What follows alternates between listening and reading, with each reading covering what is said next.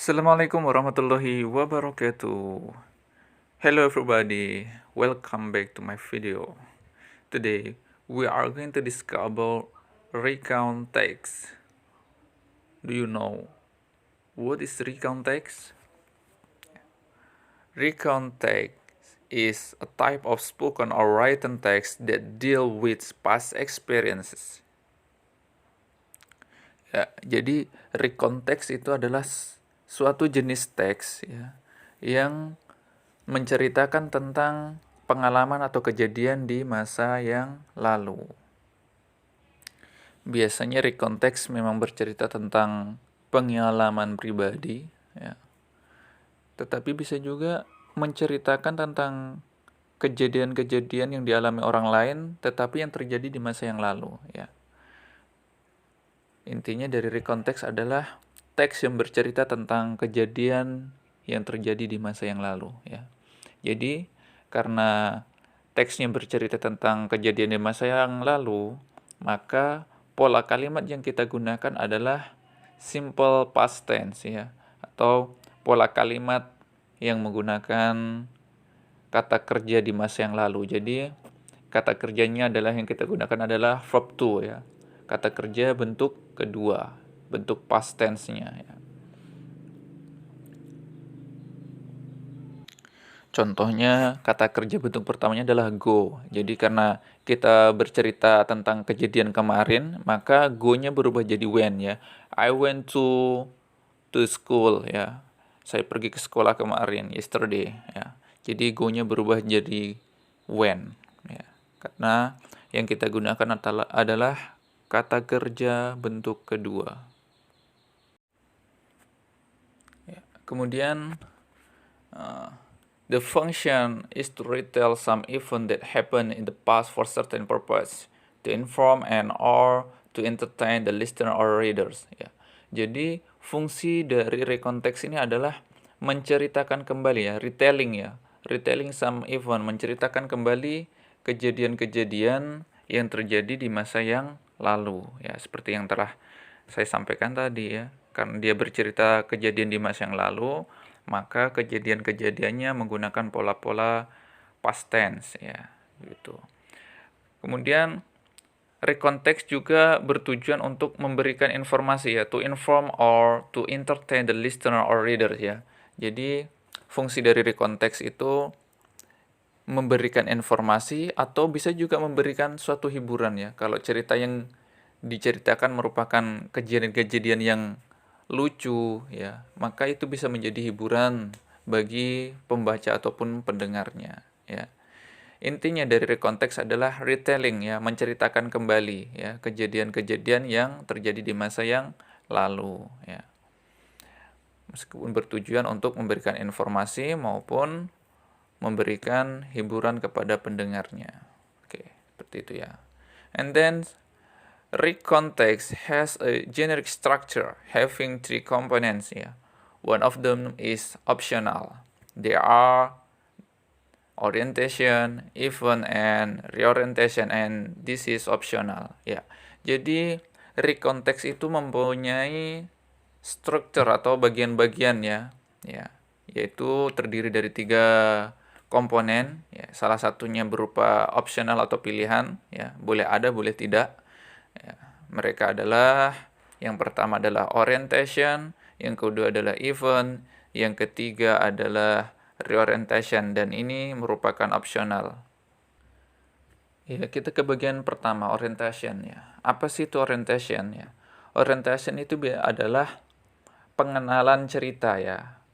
Cerita bagian awal biasanya ini mengenai diceritakan awal mula kejadiannya di mana, waktunya kapan ya, cerita tentang siapa.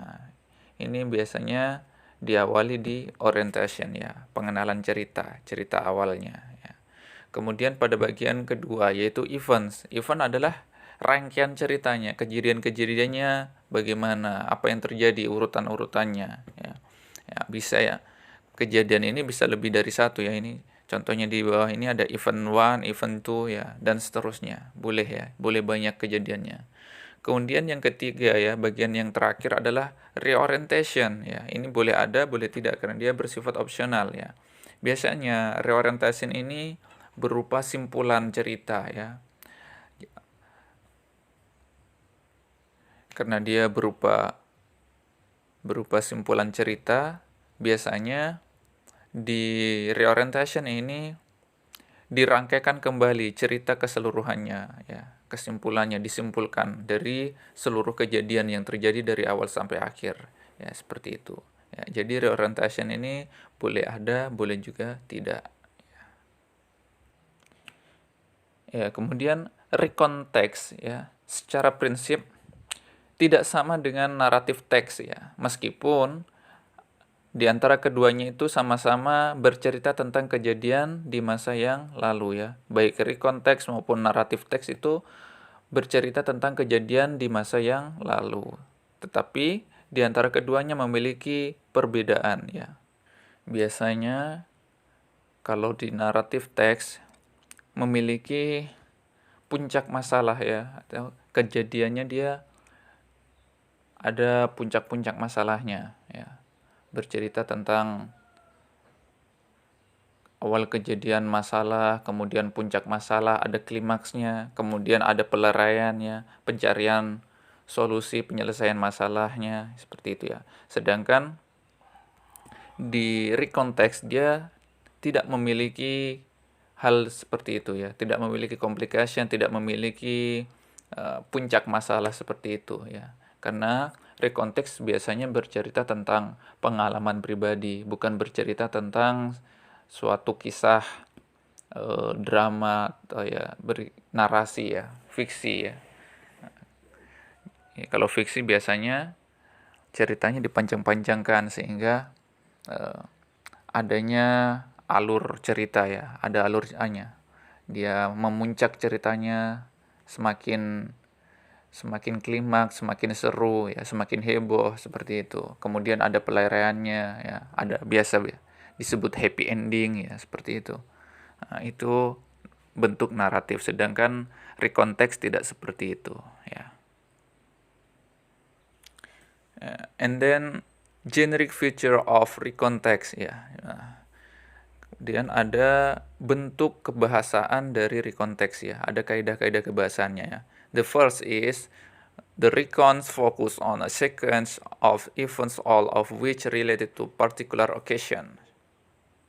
Ya, biasanya rekonteks berfokus pada suatu rangkaian cerita yang berkaitan dengan kesempatan tertentu ya, atau berkaitan dengan kejadian tertentu ya.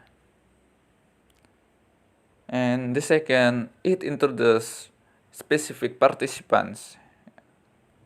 Biasanya juga mengenalkan tentang bagian-bagian yang spesifik ya. And then the third, frequent use of simple past tense ya. Biasanya memang lebih sering menggunakan simple past tense ya. Seperti yang telah saya jelaskan tadi bahwa pola kalimat yang digunakan pada rekonteks menggunakan simple past tense. And then past continuous tense is sometimes used ya. Biasanya juga masih, jika kegiatan tersebut masih sedang berlangsung, maka bisa digunakan juga past continuous tense ya. Past continuousnya yang menggunakan verb ing ya. Inti berarti kejadian tersebut berlangsung di masa lalu tetapi masih berlanjut di masa yang sekarang atau sedang terjadi ya, bisa. Tetapi itu sangat jarang digunakan. Dan lebih seringnya yang digunakan adalah simple past tense-nya ya. Karena kejadiannya lah biasanya yang diceritakan kejadian yang sudah lewat, berlalu-lalu ya, seperti itu. Kemudian temporal sequencer are also used in the sentence to show the events ya. They are listed below. Ya, jadi ada penghubung waktunya ya. Ada temporal sequencer-nya ya. Di antaranya yaitu before, after, when, while, until, during, as, at the time, at the moment, after that, firstly, Finally ya, ini adalah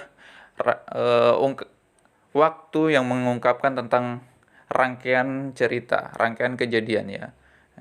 Jadi ini adalah kata penghubungnya. Ya, before, after, sebelumnya, sesudahnya. Jadi ada rangkaian ceritanya. Ya. Karena ceritanya berlanjut, maka digunakanlah temporal sequence atau conjunction ya, konektor. After that, firstly, ya, pertama-tama, yang kedua, seterusnya, ya. Finally, akhirnya ya. Itu adalah ciri kaidah bahasa yang digunakan dalam rekonteks ya, menggunakan temporal ya. Konektor temporal, kata penghubung waktu ya, untuk menyampaikan atau menunjukkan rangkaian ceritanya ya. Ya. Untuk contohnya bisa diperhatikan, look at the paragraph diving in Bunaken Island ya.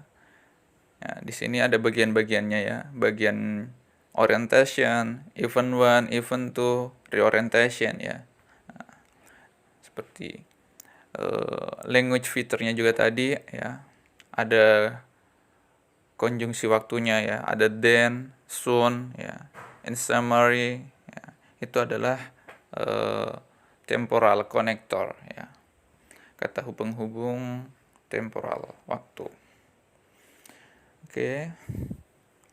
Untuk lebih jelasnya, silakan dibaca paragrafnya ya. Diving in Bunaken Island ya. Last year I left New Zealand for Bunaken Island. I went there with a group of New Zealand divers. Getting there was not quite easy ya. Ini last year ya, di kejadiannya terjadi di tahun lalu ya, last year. I left, ini left, dia menggunakan kata kerja bentuk kedua, I left ya. Harusnya kan kata bentuk pertamanya kan I live ya, karena kita bercerita tahun lalu, maka kita menggunakan kata kerja bentuk kedua, jadi I left ya. Kemudian kalimat keduanya lagi itu I went there ya, saya pergi ke sana ya. Harusnya kan kalau kita menggunakan bentuk simple present ya, I go there ya, saya pergi ke sana. Nah, tetapi karena kita bercerita tentang rekonteks kejadian di masa yang lalu, maka kata kerja yang kita gunakan adalah kata kerja bentuk kedua. Oke, seperti itu ya. Oke, I think enough for today. Thank you so much for your attention. See you next time, and Assalamualaikum warahmatullahi wabarakatuh.